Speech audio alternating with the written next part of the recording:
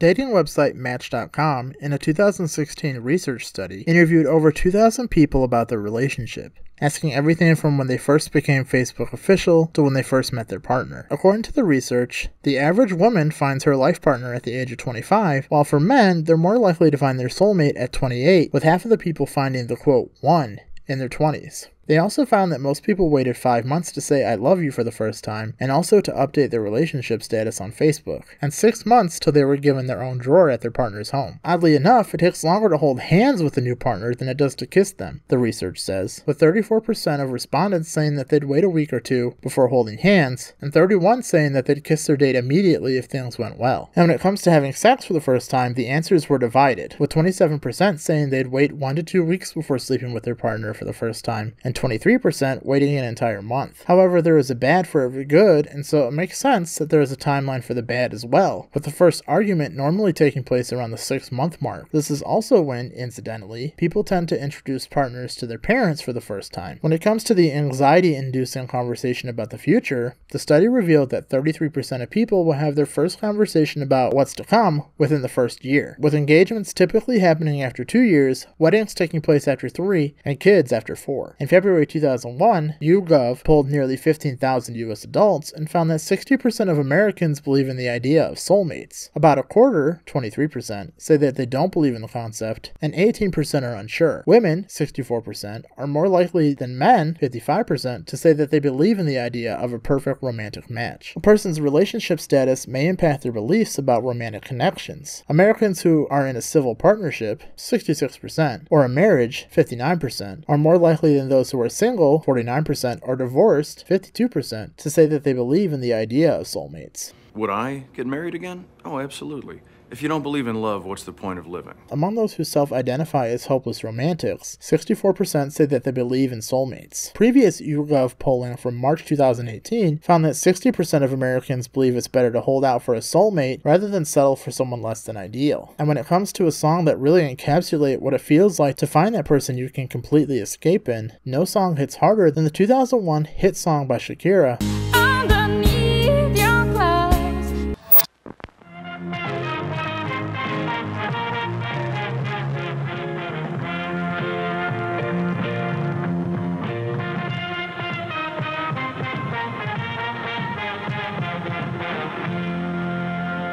You're a song written by the hands of God. Hello to all you hide-and-seek champions, and welcome on back to Heard It in a Love Song, the show where we take a trip to the past to discover the history of a love song we all know and love. My name is Richard Hunt, and this week we are exploring the history of a song that fully explains what it's like to have someone you can hide away from the world with, Underneath Your Clothes by Shakira.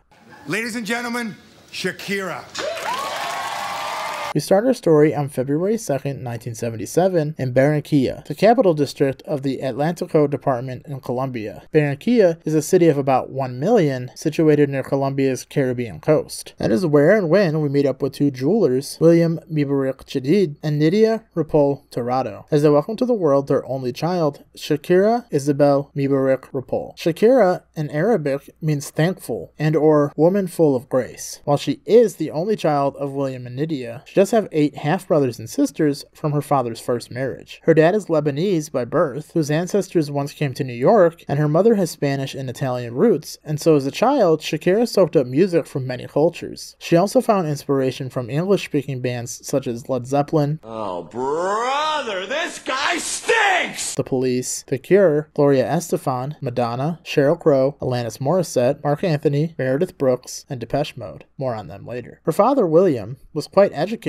and even wrote books. As early as 1.5 years old, Shakira knew the alphabet, and at the age of 3, she learned how to read and write, and by 4, she was ready for school. As a 4-year-old, Shakira wrote her first poem, entitled La Rosa de Cristal, The Crystal Rose. As she was growing up, she was fascinated watching her father writing stories on his typewriter and asked for one as a Christmas gift. She got her wish at age 7 and continued writing poetry. Nidia believed her daughter might become an author like her father, but one fateful night, Shakira's father took her to a local Middle Eastern restaurant, and that is where she first heard the call of the doumbek, the traditional Arabic drum used to accompany belly dancers.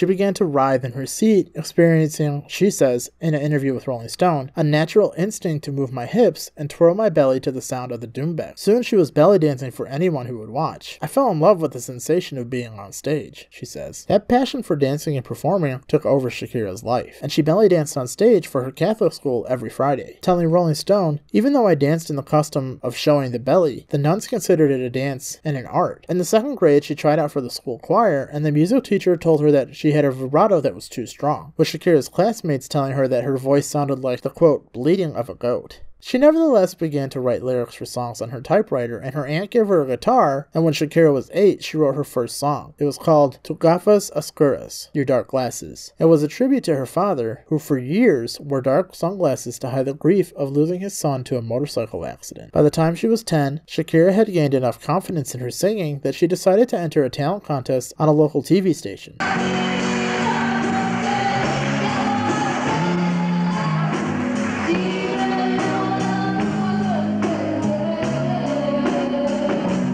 She came in first and won a bicycle. She hadn't quite discovered rock and roll yet, but when Shakira was about 12, she started to feel strange sensations in her body. The feeling was somewhere in her, quote, gut, and she experienced it every time she heard the guitar solo in Depeche Mode's Enjoy the Silence. Only the wanted, only the needed is here in my arms. She told her mother, "Mom, I feel something so overwhelming every time I listen to that guitar solo." Shakira's mother didn't know what to say, so Shakira began listening to the song over and over just so she could be touched again in that special way by that mysterious guitar. That's how I discovered there was something in the electric guitar that was really powerful. It was at this approximate time that she met local theater producer Monica Ariza, who was impressed with her and as a result tried to help her career. During a flight from Barranquilla to Bogota, Ariza convinced Sony Colombia executive Ciro Vargas to hold an audition for Shakira in a hotel lobby. Vargas held Shakira in high regard, and upon returning to the Sony offices, gave the cassette to a song and artist director. However, the director was not overly excited and thought Shakira was something of a, quote, lost cause. Undaunted and still convinced that Shakira had talent, Vargas set up an audition in Bogota. He arranged for Sony Colombia executives to arrive at the audition with the idea of surprising them with Shakira's performance. She performed 3 songs for the executives and impressed them enough for her to be signed to record 3 albums. Shakira's debut album, Magia, was recorded with Sony Music Colombia in 1990 when she was only 13 years old. The songs are a collection of things that she had been working on since she was 8 and are a mix of pop rock ballads and disco up-tempo songs with an electric accompaniment. The album was released in June 1991 and featured Magia and 3 other singles.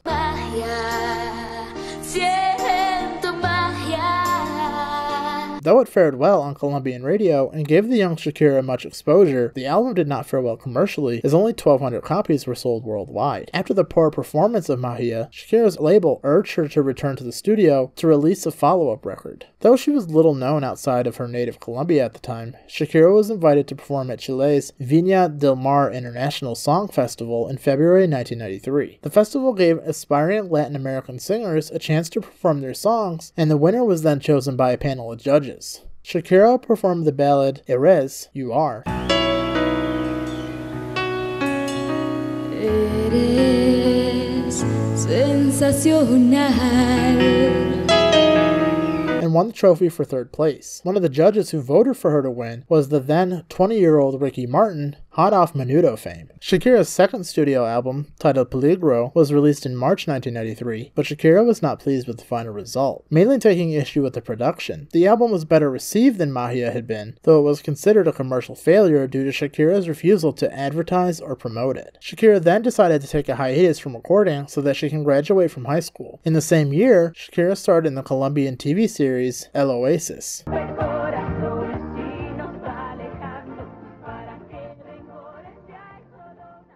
Loosely based on the Armero tragedy from 1985. The late edition with Rollin Smith, Michelle Marsh, Warner Wolf on sports, and Dr. Frank Field with weather. The death toll in Colombia, South America could reach 20,000. It was a volcano. Whole towns and cities and tiny villages have been nearly wiped out. The living search for the tiny sparks of mud-covered life. and cry.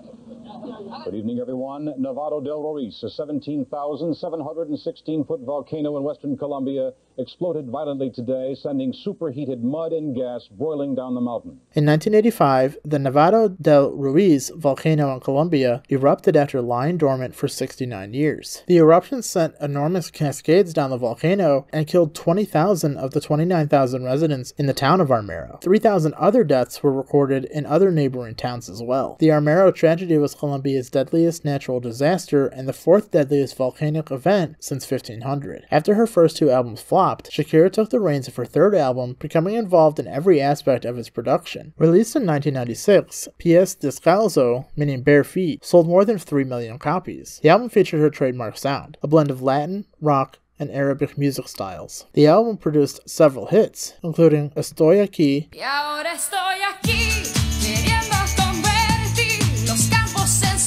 Pienso en Ti,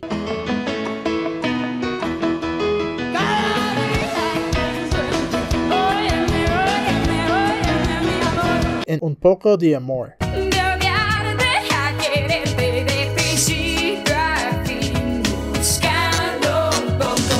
The album hit #1 in 8 different countries and eventually went platinum in the US. Shakira toured for nearly 2 years promoting it. The tour consisted of 20 shows and ended in 1997. Focusing her thoughts on music, she finally left El Oasis in 1997. She was not happy being an actress. She quit the show in order to develop her career as a singer, deciding to take on Emilio Estefan Jr. as her manager and producer. This alliance with Gloria Estefan's husband proved to be a brilliant move for her since it led to her next album, Donde Están los Ladrones? Where Are the Thieves? Which was inspired by an incident in an airport in which a suitcase filled with her written lyrics was stolen, and it became a bigger hit than Pies Descalzo. It has since sold over 7 million copies worldwide, and 1.5 million copies in the US alone, making it one of the best-selling Spanish albums in the US. 8 singles were taken from the album, including Ciega Sordomuda, Moscas en la Casa, No Creo, Inevitable,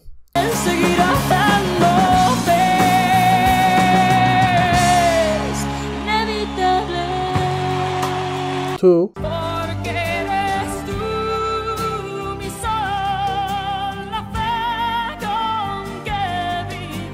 Si Te Vas, El mundo ya me da igual si me vas, si te vas, si me marchas, si cielo se hará gris. Octavo Dia, El octavo día, Dios, después de tanto trabajar, and Ojo Así.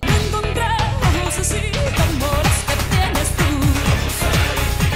Shakira also received her first Grammy Award nomination in 1999 for Best Latin Rock/Alternative Album. Also in 1999, while starting to learn English, Shakira recorded her first live album, MTV Unplugged, which was recorded at MTV Studios in New York City. It was highly acclaimed by American critics and is rated as one of her best ever live performances. In March 2000, Shakira embarked on her Tour Anfibio, a 2-month tour of Latin America and the United States. In August 2000, she won an MTV Music Video Award in the category of People's Choice Favorite International Artist for Ojos Así. Which are presented to the best videos made from 8 regions around the world. Over 160 videos were considered, and we are proud to honor the winners tonight.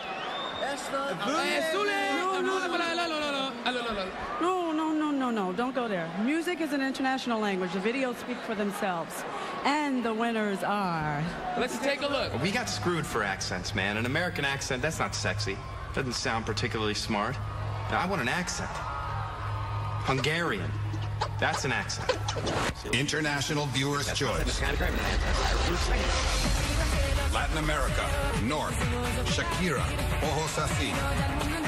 In September 2000, Shakira performed Ojos Así at the inaugural ceremony of the Latin Grammy Awards, where she was nominated in 5 categories: Album of the Year and Best Pop Vocal Album for MTV Unplugged, Best Female Rock Performance for Octavo Dia, and Best Female Vocal Performance, and Best Short Form Music Video for the video for Ojos Así. While hugely popular throughout much of the rest of the world, Shakira had not yet achieved a major record in the US pop charts, and in an attempt to increase her American fan base, in 1997, 1997, at the age of 20, the singer moved with her family to Miami, Florida, and taught herself to write songs in English, prompting her to work on her first, mostly English record.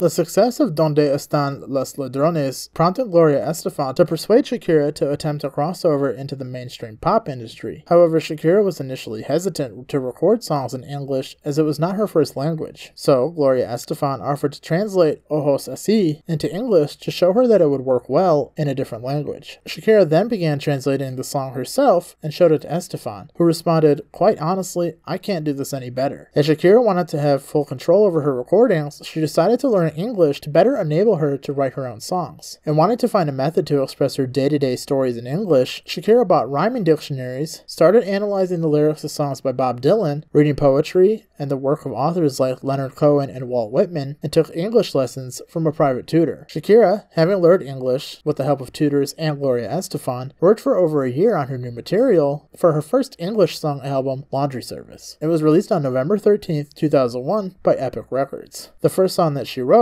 was Objection (Tango).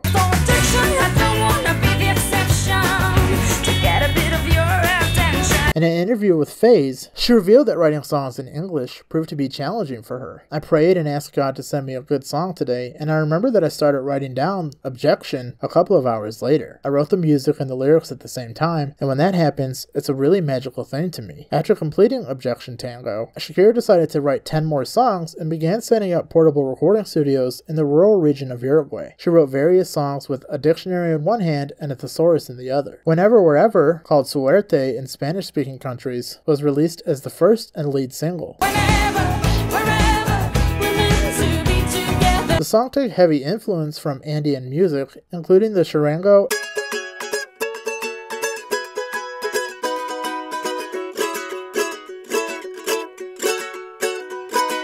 and panpipes,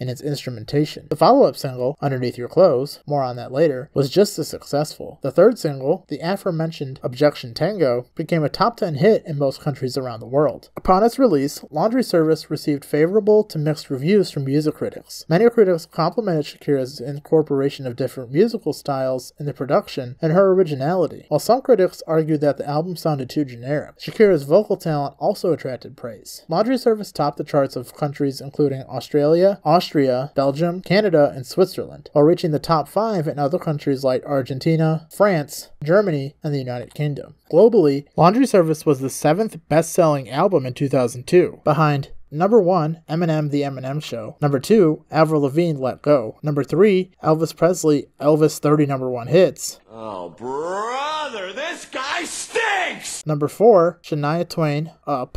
Number 5, Celine Dion, A New Day Has Come. And number 6, Nelly with Nellyville. The album sold around 13 million copies, making it one of the best-selling albums of the 21st century. One of the best-selling albums of the 21st century, wow. The album is listed number 172 of the Definitive 200 by the Rock and Roll Hall of Fame. The lyrics of most songs on Laundry Service are based on issues and themes related to love, as they had been written after Shakira began a relationship with Antonio de la Rua, the son of former Argentine president Fernando de la Rua. And the most astounding of them all, in my opinion, is this week's topic.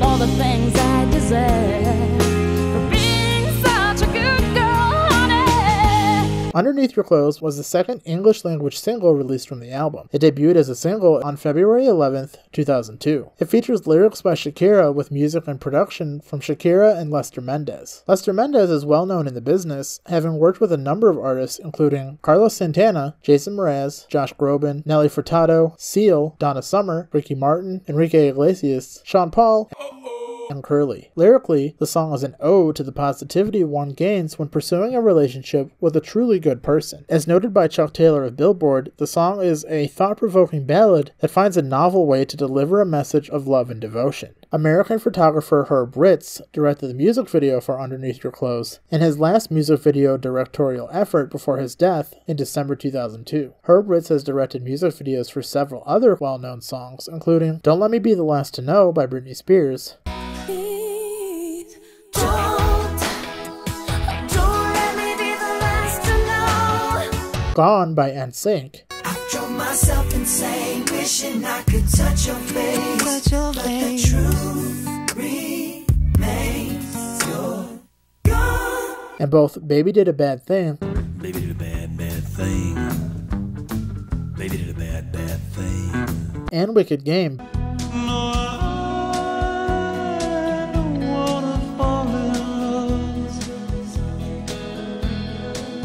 by Chris Isaac. Underneath Your Clothes comes in at 83 beats per minute. There really is something special and indescribable about finding that one person you feel at home in. Someone that understands you completely and only wants the best for you. And it takes a very special song to encapsulate how that feels. And I honestly believe that Shakira nails it. The line, You're a song written by the hands of God, is a line that is honestly better than most love song lyrics written by people who speak English as their native language. This week's Love Homework is another song that truly nails what it feels to have that one person you can fully be yourself with. Every Thug Needs a Lady by Alkaline Trio, specifically the acoustic version. Believe in what I am because it's all that I have today. And that's it, the end of another love song history lesson. If you like what you learned, and you'd like to continue learning, subscribe, hit the bell, drop a like, and join me next Friday for another love song we all know and love. Until next time, remember that love is one of the things you deserve, and remember